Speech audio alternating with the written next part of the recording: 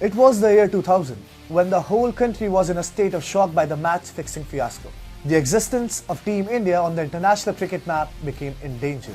The entire fixing scandal broke the hearts of Indian cricket fans. Then came a man that taught the players the art of aggression, self-belief and discipline. The team that was shattered and neglected turned into a team of winners. That man is none other than Sourav Ganguly, the man whose leadership skills united the Team India.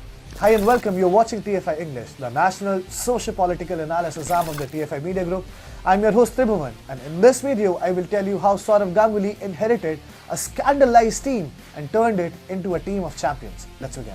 While the captaincy saga surrounding the limited over team continues to unfold with different sides coming up with conflicting versions, few have started targeting BCCI president and legend of Indian cricket, Sourav Ganguly, the same cricketer who laid the foundation of India's current success and giant status on the global cricketing map. The year was 1999 and Indian cricket had tainted itself when high-profile names like Ajay Jadeja, Nayan Mongia and former skipper Mohammad Azharuddin were found in the middle of fixing scandal. They were accused of taking bribes to underperform. The fans had lost faith in the team and every tiny action of the team was put under the microscope. A dropped chants and instant calls were raised to investigate the entire match. Sachin Tendulkar took on the interim job but could not emulate the same dizzying height he had achieved with the willow in his bat.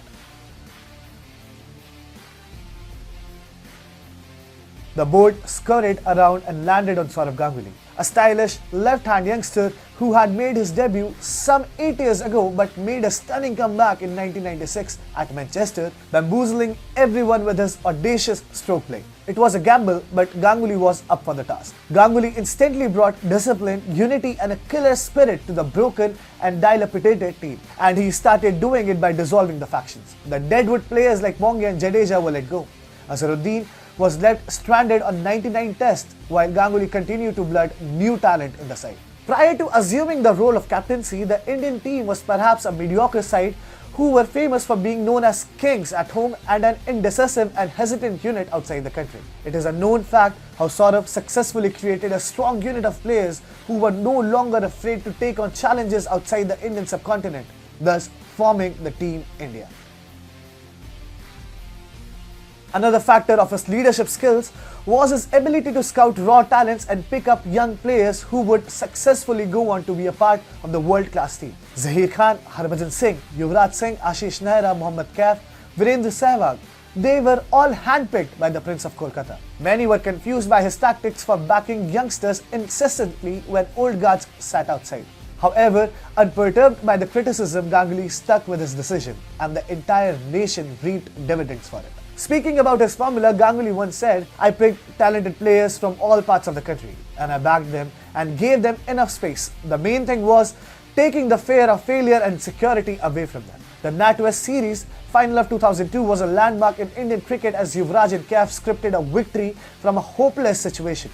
However, all paled in front of the iconic shirt waving by Ganguly on the historic balconies of Lord's. That image inspired and continues to inspire the cricketing generations of the country. The victory at the Adelaide, sharing the Champions Trophy in 2002, reaching the final of the 2003 World Cup, beating Pakistan in Pakistan. Dada gave the nation, alien to the feeling of winning outside, numerous instances of celebration. Knowing his place and knowing that no one was greater than the team. Under Azharuddin, India's win percentage was a miser 29.79%, which further plummeted to 16% under Tendulkar. However, Ganguly raised the bar and took it to 42.86%. Ganguly's reason for success was knowing his place and boundaries. He knew that a captain need not to be bigger than the team. He managed the players. After all, when an individual comes through the ranks to play at the international level, there's only so much one can do to fiddle with the game plan. Ganguly backed players, gave them confidence, stuck with them till the very end, and even when he was pushed out of the side in his later years, bowed out with dignity without making a fuss. Ganguly understood that the team came first, but with Kohli at the center, it feels at times that he wants all the spotlight on himself, which necessarily is not a bad thing, but cricket is a team sport at the end of the day. One needs to trust the players and the choices of the board for the greater good. And with Kohli's track records for dissent, one can assess whose version holds more water. The current kerfuffle within Indian cricket team is not the ideal situation and questions are being raised over the authority of Ganguly. However, before taking sides and hurling accusations, one should believe that the best man to take Indian cricket out of this mess is the one sitting at the top post. He has faced far worse and still managed to come out on top. If you really like this video, please like, share and subscribe to TFI English. This is Tribhuvan signing off until next one.